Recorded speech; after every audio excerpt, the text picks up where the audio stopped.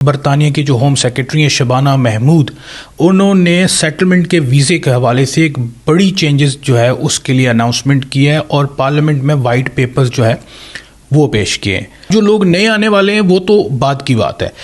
اس وقت جو سیٹلمنٹ کا چینجز جو چاہتی ہیں ہوم سیکرٹری، اس سے 20 لاکھ لوگ جو ہیں وہ براہ راست متاثر ہوں گے جو اس وقت برطانیہ میں موجود ہیں۔ انہوں نے یہ پرپوز کیا ہے کہ جو انڈیفینٹ لیو ٹو ریمین کا دورانیہ ہے وہ 5 سال سے بڑھا کر 10 سال کر دیا جائے۔ تو پہلے تو یہ 16 لاکھ جو ہیں لوگ وہ متاثر ہوں گے، اس میں اب جو 6,16,000 ایسے لوگ ہیں جو 15 سال کے بعد کوالیفائی کریں گے۔ یہ وہ لوگ ہیں جو کیئر ورکر، سوشل سپورٹ یا کوئی بلڈرز وغیرہ کے ویزے پہ آئے، یعنی کہ لو پیڈ کیٹیگری، انسکلڈ ورکرز۔ یہ جو لوگ ہیں ان کے لیے 15 سال کی جو دورانیہ ہے وہ پرپوز کیا گیا ہے کہ ان کو 15 سال کے بعد جو ہے وہ انڈیفینٹ لیو ٹو ریمین ملے۔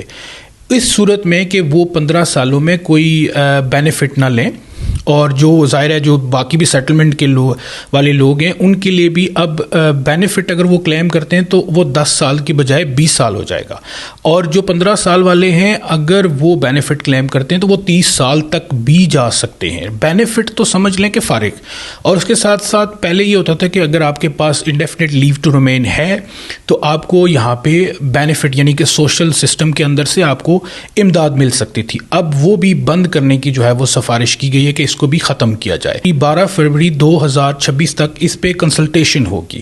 اب ظاہر ہے اس میں بہت سارے اسٹیک ہولڈرز حصہ لیں گے، جو اپلیکنٹس ہیں وہ بھی لیں گے، آپ بھی حصہ لے سکتے ہیں۔ اگر آپ اس سے متاثر ہو رہے ہیں تو اپنی جو آراء ہے وہ ضرور دے سکتے ہیں۔ اس کے بعد یہ جب بل منظور ہو جائے گا تو پھر اس کے بعد اپریل 2026 سے اس کو سٹیپ بائی سٹیپ لاگو کرنا شروع کیا جائے گا۔ اس کے لیے ایک باقاعدہ ڈیٹ اناؤنس ہوگی۔ اب اس میں ایک اور چیز ہے کہ جو لوگ اسپاؤس ویزے پہ آتے ہیں وہ اس کیٹیگری سے متاثر نہیں ہوں گے، ان کے لیے 5 سال ہی ہوگی۔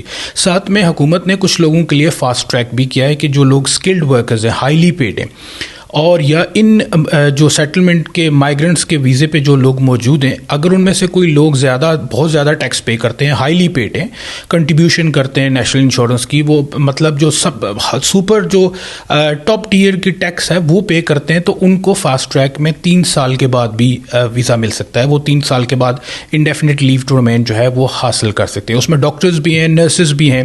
اس کے ساتھ انہوں نے یہ پرپوز کیا ہے کہ جو لوگ انڈیفینٹ لیو ٹو ریمین کے لیے اپلائی کرتے ہیں وہ ہائی لیول کی انگلش بولیں، یعنی کہ اے لیول تک ان کی انگلش ہونی چاہیے، تو پھر وہ اس کے لیے اپلائی کریں۔ ساتھ میں آپ کا کوئی کرمنل ریکارڈ نہیں ہونا چاہیے، اگر وہ ہوگا تو پھر بھی آپ کے لیے مسئلہ ہوگا۔ اس بل کی مخالفت میں صرف 18 اراکین پارلیمنٹ ہیں، MPs، جنہوں نے اس بل کی مخالفت کی ہے، باقی کسی نے کچھ نہیں کہا۔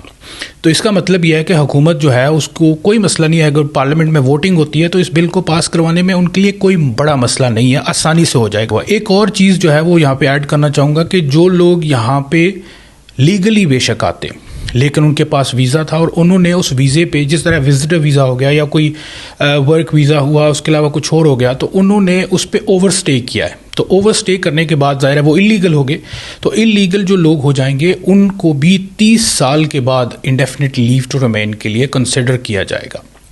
اور جو بینیفٹ سسٹم ہے وہ صرف اب برٹش سٹیزن کے لیے جو ہے وہ پرپوز کیا گیا ہے۔